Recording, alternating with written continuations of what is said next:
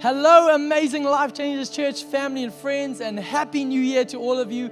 Welcome to Life Changers Online. As you are probably well aware, we are still not meeting in our physical locations, whether Tableview, Milnerton, or the city.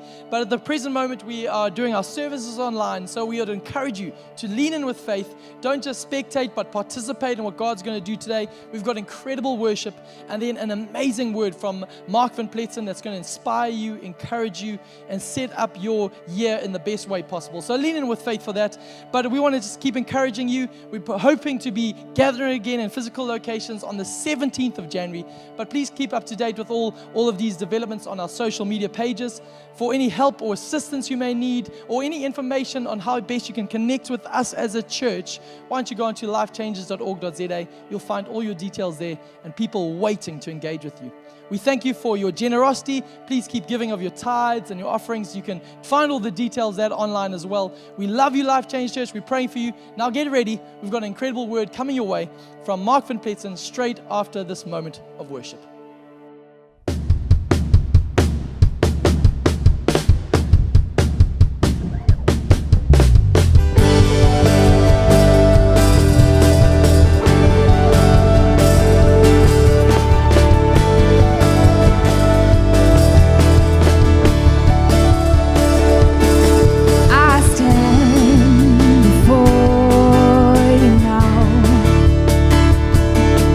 The greatness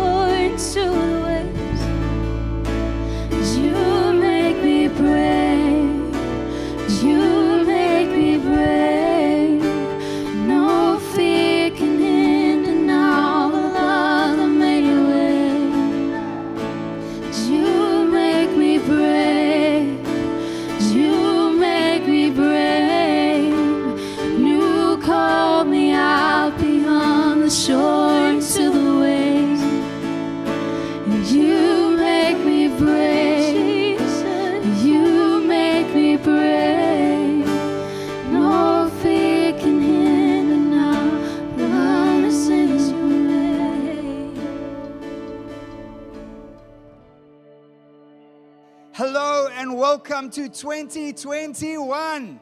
So good to be together, so good to worship together wherever you're joining us from. Thank you so much for being with us. How do you know the new year has started and it's at least 1 minute past the clock? Well, you've already broken a New Year's resolution. You've eaten those carbs, you've been a little bit late for that quiet time, and you missed the dishes you promised your wife you would never miss again. Welcome to 2021. It's time to phone all the friends all the prophesiers who said that this was the end of the world, 2020. It wasn't. We have made it. We are here, and it's time to take over the world for Jesus. Thank you for being with us. And I am super pumped, as you've probably picked up, to preach the gospel this morning, and I've got you for 15 minutes, so let's go. I want to preach this morning a simple word on legacy strategies for life. See, I've just been away with a friend of mine. He's like Mr. Strategy. Everything has a strategy. To go to the beach has a strategy. To go to dinner has a strategy. He's like Strength Finders, best top 5 Strength Finders, number 1, 2, and 3, all strategy. And so you hang around an individual like that, and you realize that life needs strategies. I'm a strategy guy. And when I read the Bible, I'm looking for strategies that lead to life. Another thing, sitting with my friend, we're talking. We were friends when we were 20. We were best men at each other's weddings. And now we're 42 and 41 respectively. And you start speaking about things like legacy. What would your legacy be? If this was your time and this was your moment and you were taken up into glory, what would your legacy be? What would the story people would tell be about your life, about your years? You see people run after records and getting their names in some book called the Guinness Book of Records.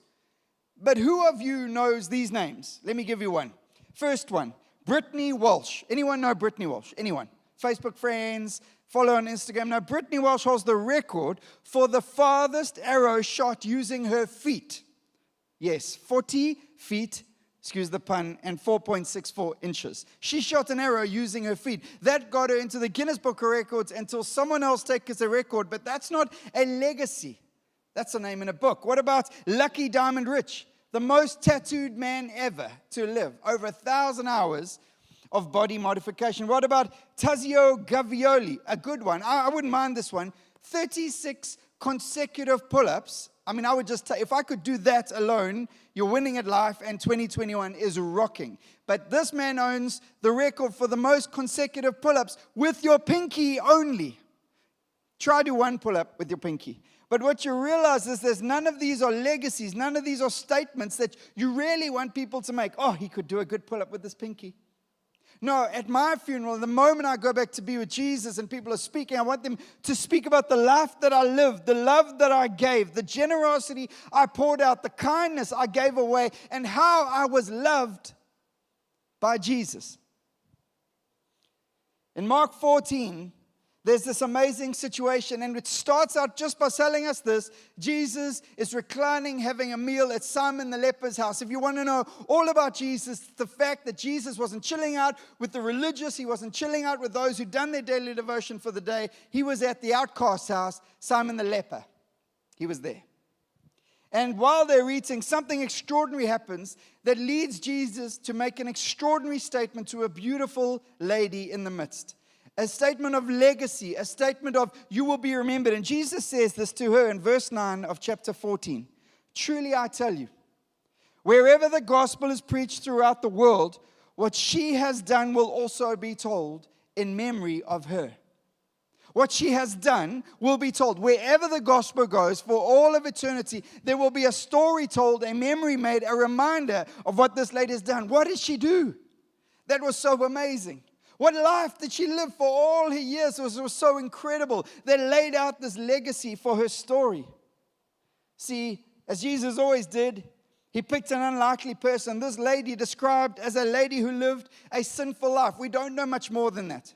We love to get excited. We love to say, well, she must have been a prostitute. Well, the Bible doesn't actually tell us that. It just says sinful life. But brokenness, sin leads to brokenness, pain, death. Let me read a little bit more from Mark chapter 14. Now the Passover and the festival of unleavened bread were only 2 days away. And the chief priests and the teachers of the law were scheming to arrest Jesus secretly and kill him. It's all going down. But not during the festival, they said, or the people may riot. Good strategy they had there. While he was in Bethany, reclining at the table in the home of Simon the leper, a woman came with an alabaster jar of very expensive perfume made of pure nard. She broke the jar and poured the perfume over his head. Wow. So that's her action. She breaks into this party, she takes an alabaster jar, she breaks it and pours the perfume. And the book of Luke tells us that she washes his feet with her hair with this perfume. And it's this emotional act of worship to her king. She's in the presence of Jesus and she uses that moment to break open this precious perfume, pour it over his head, wash it down his body and wash his body, as we are told in Luke, with her hair. It says this in Luke 7. A woman in that town who lived a sinful life learned that Jesus was eating at the Pharisees' house. So she came there with an alabaster jar of perfume. She wasn't even invited. She just heard, Jesus is in town. I'm going there. Jesus is here. I'm going there, and I'm going to take something I can get my hands on, something precious, a gift that I can pour out over him. She had a strategy. Maybe she'd messed up in her life. When someone is described as a sinful life, we tend to think of something really wrong. But the Bible says we all sin and fall short. And so she comes with a strategy. See, her actions lead Jesus to make a statement that she will have a legacy. She will be remembered for all the years to come wherever the gospel is preached. And too many today are making and doing actions that get a reaction from people but not a response from Jesus. See, all too often, we think about what the world thinks about what we leave behind. But how much does that really matter when we're in the presence of glory, in the presence of Jesus, the only one whose opinion really matters? How much will my Lamborghini in the garage back on earth mean? I want to challenge you this morning to make legacy decisions for life in Jesus. Carries on in verse 4 of Mark chapter 14. Some of those present were saying indignantly to another. Indignantly. I didn't nail that one. Indignantly to one another. Why this waste of perfume? It could have been sold for more than a year's wages and the money given to poor. Doesn't that sound so righteous? And they rebuked her harshly. Good religious people. Leave her alone, Jesus said. Why are you bothering her? She has done beautiful things to me. The pure you will always have with you, and you can help them anytime you want, but you will not always have me. She did what she could. She poured perfume on my body beforehand to prepare me for my burial. Truly, I tell you, wherever the gospel is preached throughout the world, what she has done will also be told in memory of her. Legacy strategies for life. Jesus says what she has done. He speaks of it. So when I read the Bible, like I mentioned earlier, I'm a strategy guy. I look at the strategies. I look at what Jesus feedback and I go, I want to embrace that and take that into my life and live it out as something of a strategy, not on how to succeed in life, how to please Him, how to live for Him, and how to live in the life that He gives. So point number one, simple as this: what the world calls wasteful, Jesus calls beautiful. What the world calls wasteful, you're wasting that year's wages. You are wasting it. Jesus says, no, hang on. What she did is beautiful. It says they rebuked her harshly. Leave her alone, Jesus said. Why are you bothering her? She has done a beautiful thing to me. Why? Because this is her worship. She knows her past more than anyone, more than the skinnering as she's entering the house to get in Jesus. Why is she going in there? She shouldn't be there. She shouldn't be allowed in. She knows. And yet she walks in knowing everything and pours out her act of worship the same way you and I do every Sunday, and every morning we wake up, and every time we enter into prayer, and every time we come before our King and cry out for His grace, His mercy, just His ear to listen and His voice to speak. But I want to tell you, in what is called beautiful by Jesus, there's a cost, and you will be criticized. There's an emotional cost for her. She's ridiculed. She's challenged. We know what you've done, and now you come to Jesus? How hypocritical. Or what about the cost financially? She would have taken all her years of saving, and her year of saving, she would have bought that perfume that would have been a future, a potential inheritance for her children, and she pours it over Jesus, and everyone goes wasteful. Jesus goes beautiful. What about the cost relationally? As people judging, having an opinion, everyone in the room. But what about the prize? When last did you truly truly worship Jesus. So what I'm basically asking is, when last did it cost you emotions, finances, time, talents, treasures? When last were you prepared to lay things aside to worship Jesus? I'm not talking about worship on a Sunday at church. I'm talking about worship Jesus. Kneel before the presence of Emmanuel, the God who is with us. The God Christmas tells us came to be with us. When last was your worship costly to you? Because that's what Jesus calls beautiful. The world will call it a waste of time. But I want to tell you, Christianity is not a once-off occurrence. When last did you break something? Time, talents, treasures. When last did you break something before Jesus so that Jesus can do what he loves to do, which is break things in and over us of life? Second point, do what you can, not what you can't. Mark, what do you mean? Well, we live in an aspirational world when we think we can get everything, and the highest earner on YouTube is some 7-year-old kid who reviews toys. So we think we're going to aspire to that, and the big life is going to come. So what we start doing with Jesus, we start trying to please him with things that we shouldn't be trying to please him with. And how does he commend this lady? He measures her this way. He says, she did what she could. Not less than what she could and not more than what she could. She did what she could. What can you do? Because most people live in a space, well, I can't preach like that guy, I can't speak like that guy, I can't pray like that lady, I can't give like that billionaire. So what do? We stay in the blocks and we don't do what we can. And Jesus commends this lady and says, a strategy for legacy and life, and your name will be remembered for eternity wherever the gospel is preached. Your name will be mentioned. Why? Because she did what she could. She's like that amazing lady in Mark chapter 12. Who speaks about, but a poor widow came and put very small copper coins worth only a few cents. Calling his disciples to him, he needs to teach his guys. Says, guys, I need you to get this. Truly, I tell you, this poor widow has put more into the treasury than all the others. They gave out of their wealth, but she gave out of her poverty, putting in everything, all she had to live on. When last did you give out of your poverty? Yes, time, talents, treasures. Yes, give in worship to Jesus. Yes, costly. When last did you give out of your poverty? Why? Because Jesus commends a lady for doing all she could do. What can you do? What are the New Year's resolutions, the promises you've made to God that you've probably already broken, and yet God is so gracious. He says, come back, speak again, let's go again. And lastly, don't miss the moment. I love that statement. It says the word, you cannot get 3 things back. The word after it is said, the moment after it is gone, and the time after it is past. You just can't get those 3 things back. The word after it's said, once you've said it, you've ever had those moments? The time after it's passed. It's like you can't move a clock backwards. You can't stop the world and anti-rotate it.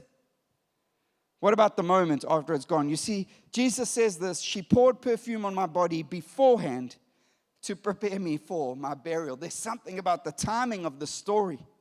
There's something Jesus is saying is she did this before I went to the cross. She did this before I rose from the dead. She did this before the world saw that I am everything I said I was.